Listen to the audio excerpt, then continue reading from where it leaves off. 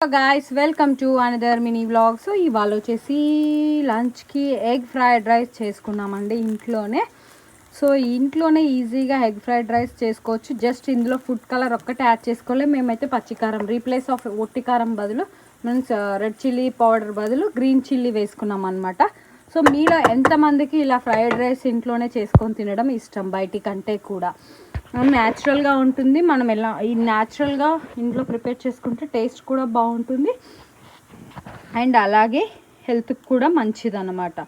So ఇది friends ఇవాళ egg fried rice. మీ అందరికీ నచ్చిందని అనుకుంటున్నా ఈ వీడియో. ఈసారి నేను ఫుల్ ప్రాసెస్ అయితే వీడియో చేసి పోస్ట్ చేస్తాను. అండ్ ఇందులో మేము సోయా సాస్ కూడా యాడ్ చేసుకున్నాము. కలర్ ఎందుకు ఇలా ఉంది అంటే మనం గ్రీన్ చిల్లీ వేసుకున్నందుకు. సో ఈ వీడియో నచ్చితే ప్లీజ్ లైక్ చేయండి, షేర్ చేయండి, అలాగే మన ఛానల్ని సబ్స్క్రైబ్ చేసుకొని పక్కనే ఉన్న బెల్ ఐకాన్ని కూడా క్లిక్ చేసేయండి. Thank you so much. Bye.